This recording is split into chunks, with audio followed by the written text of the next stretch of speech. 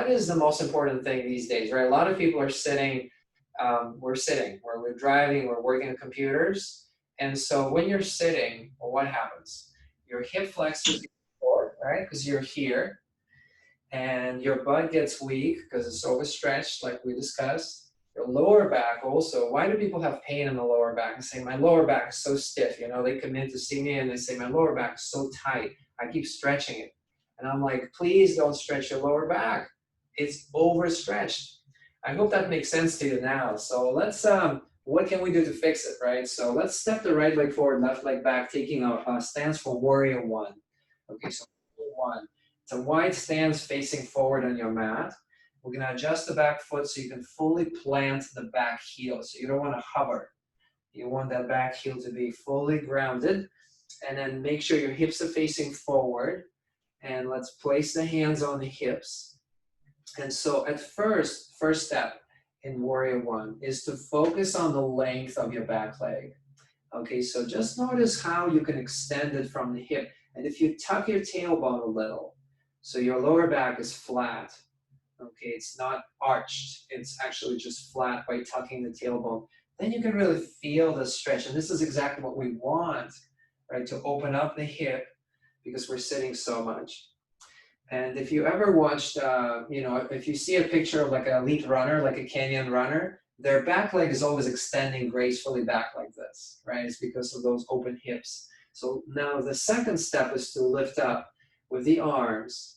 So raise your arms up, lift the chest, and then try to stretch your abdomen. So you're going to lift the rib cage up and feel like you're stretching your belly, as well as the internal organs. So even though your lower back is neutral, your upper back, your mid back is going to lift up, creating a gentle arch. So again, we're reversing the habitual slouch, the slouching position by lifting the heart up. And now staying here with the legs, we're going to slowly lower the arms out through the sides, taking a really wide angle. We're going to pause right here. So we're going to stretch across the pectoralis, that's your chest muscle. Your palms are facing out. And I call this the flight position because you're about to take flight. It feels that way. Okay, so take a breath here, and as you exhale, release. Place the hands back onto the hips. Straighten the front leg. Let's do a hamstring stretch. Actually, you know what? Let's come out of here and just shake out the legs. Okay. Let's do the same on the other side. Okay, so left leg forward, right leg back. Reversing the seated position. A lot of people ask me, like, what's the best thing, you know, to do? What posture can I do if I'm sitting so much? I always say Warrior One, right? So Warrior One is, because notice the alignment here, right? You're basically reversing the seated position. Lift up. So let's focus on the back leg for a moment. Lengthen from the hip down into the heel, pressing your back heel into the floor, and then lift the chest up. You can even lift the chin slightly. Steady breath there, always steady breath in yoga. And we're going to bring the arms out through the sides, slowly, and pause right here in the flight position. So open chest, palms out. Another breath, inhale, and exhale, release. All right, let's step out, shake out the legs. And I hope you could feel that in your own body, right? Because you're basically opening up, reversing this, you're going this way. So anytime, if you do have a, sitting for too long, once an hour, come up. So let's go back to the right leg forward, left leg far back, the same alignment. So here you don't want to be on a balance beam. So basically you don't want to be on the same line. That way you don't have to worry about balance. Stagger your feet, and we can work on the hamstring. And so I don't know if you asked me, maybe one of you asked me, how do you strengthen or whatever. So the best way to stretch, right, is to also strengthen, which in physical therapy, we call it eccentric loading, right? So you can eccentrically load a tissue like we're gonna do with the hamstrings right here. So straight, hands on the hips. Let's inhale, lengthen the back, and exhale, fold from the hips about halfway. So don't go all the way, even if you can. So like for me, it's going to be right here. So it's like a third of the way because I'm pretty tight. I've made myself very tight. And so holding right here, you're going to feel a little stretch in the hamstrings in the front. And so not only do we stretch this, but we also want to strengthen the hamstrings, right? You can't stretch a muscle you don't have. So you want to press the front foot a little into the floor, kind of resisting the stretch a little bit. And now if you feel comfortable, really comfortable here, then sink another inch deeper from the hips. So still keep your back long. Okay, and now let's come up all the way. Inhale, lift up with the chin and chest, all the way to upright, and just give your shoulders a roll back. Let's do one more round from here, and this time we're going to go a little deeper, and we're going to try to round the back, see what happens. Inhale, lengthen, and exhale, fold from the hips, drop the arms, reach down with your fingers.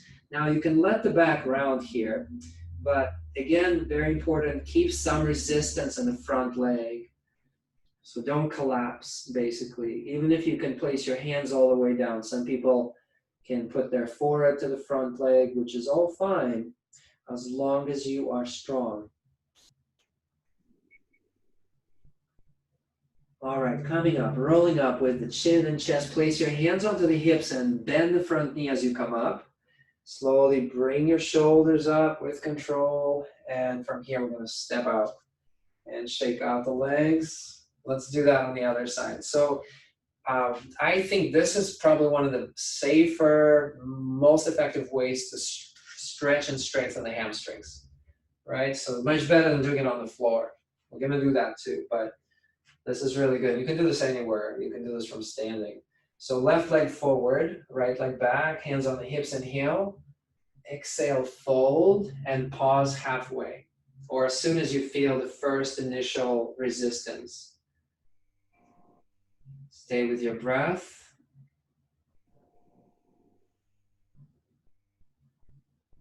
If you feel comfortable, sink a little deeper from the hips.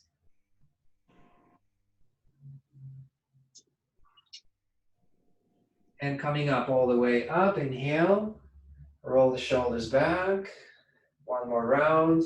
Keep the legs strong, so tighten up the leg muscles. Inhale, lengthen, exhale, fold. This time as you come down, drop your arms, relax the shoulders, let the fingers reach down. And see if you can feel that gentle resistance and not just stretching, also strengthening.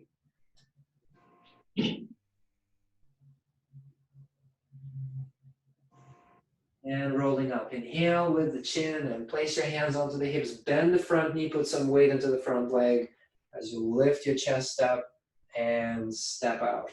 Okay, great. Shake out the legs. Okay. So I'm also fond of isolating movements, so for example, if a runner or, a different athlete, a bodybuilder, for example, asks me like, how do I stretch my hamstrings? What I usually recommend if they are doing this particular exercise, instead of just holding, I'll have them pulse there, right? So I'm going to come down, come back up, come down a little lower. So basically kind of doing reps. So isolating this hinging movement that you're loading, but you're also strengthening, right? So you're moving up and down, using your upper body as weight. So let's do that for the hips, for the side hips. So let's separate the feet out wide. If you're facing me, that's fine. But you can also step your right leg forward if you have a mat lined up this way. So we're going to work on the right leg first. So just bring your right leg forward and then make sure your feet are parallel to each other. Okay, so your feet are parallel. We're going to bring the hands onto the hips and then turn out your right leg. Okay, so right leg out from the hip. I'm going to bend and extend that knee for a moment. So even just that, like I said, I'm fond of small movements because they really inform the body of how to move correctly. For example, right here, if you look at your knee, and if your knee is not going straight to your big toe, you're wearing out your cartilage, right? Not really, but if you're going to do that a lot of times, it's eventually going to affect your medial meniscus, your cartilage. So your knee has to be tracking straight. It has to track right toward the big toe when you're walking, when you're running. And it depends on the flexibility of your hip, how open the hip. So let's keep it bent. We're going to do Warrior 2 for a moment. So keeping it bent, stretch the arms out to the sides, right above the legs, and then turn out from the shoulders. So opening the chest, have the palms up, and then just turn and look over the right shoulder with the neck looking over. Stretch out from your heart, through the arms and the fingers. Let's go into reverse warrior from here. So we're going to lean back right from here with the right arm reaching up toward the sky, right arm. And then slowly come out, all the way up. Okay, so let's stay right here. Same alignment, your right leg is still turned out. Place the hands on the hips. So again, we're going to isolate a very small movement that's going to help to fix the hips, especially these muscles. So with your fingers, put your fingers right on the muscles on the right above the hip bone. So you'll feel the iliac bone, right? But below the iliac bone, you have soft tissue, right? So that's glute medius. That's the culprit for a lot of issues in people. And it's because it gets really locked up. It's short and weak, which is a terrible combination for a muscle. So we're going to hinge sideways with straight legs to the right side. And then come back. So let's do that a couple of times, okay? So keep your back long and just hinge from that glute medius, right from the hips, and come back up. Let's do that a little deeper, trying to keep the front leg straight. So this is what I call a triangle preparation, but we're unlocking this movement. A lot of people are so locked up, they can't do it. They have to bend, side bend, so we don't want to side bend. Okay, so now as you come up, let's stretch the arms out and we'll go into triangle. So we're going to reach through the right side slowly. Place the right hand down to the knee. You can stay right here at the knee. If you feel comfortable, continue sliding down. So again, what do a lot of people do in yoga? They just collapse, right? They use a prop and they plop down onto their prop. It's not really great, right? So yeah, you can reach deeper, you can stretch deeper, but you're not strengthening the body that way. So instead, you want to activate your muscles here. You want to be comfortable just staying here with your core strength. You'll also notice that your core strength is actually really working hard here to maintain the sideways position. And there's a gentle upward rotation. Let's turn the neck to look down at your front foot. And turn the neck to look up in the direction of your thumb. And let's do that one more time. Turning the neck to look down and turning to look up. So this movement, especially when you're sideways, let's do it one more time, is building the neck muscles, right? This is something we never ever do. Let's pull up through the fingers, pull yourself up, and relax down. I'm gonna go. Just in a hurry for a bit. I'll be back by 8:30. Sorry, is there a question? No, I'm good. Sorry, Slava. Okay, no worries. So let's switch. Okay, so we're gonna bring the right foot in, left foot out. So we're gonna do the same little sequence on this side, on the left. So if you prefer, you can step your left leg forward on your mat, so that way you can see better. And then rotate out on the left, hands on the hips. And let's do the same. We're gonna bend and extend the left knee. So so it looks like all of you guys are pretty flexible and comfortable with movement, but you can imagine there are people who have really tight hips and weak hips. And so they're not able to rotate, right? Not because they're tight, but because they have no muscle there. The muscle is stiff and tight and weak. And so that's when the knee becomes really compromised. The rotation has to come from somewhere if they're pivoting. They went for a dance or they went for a bike ride or a hike, and that rotation has to come from the hip. That's how people wear out their meniscus. So let's keep the knee right above the ankle. Hip open. This hip open, so you're going to activate your glutes on the back. So as you squeeze the glutes together, the hips are going to open. That's important. Let the arms float up.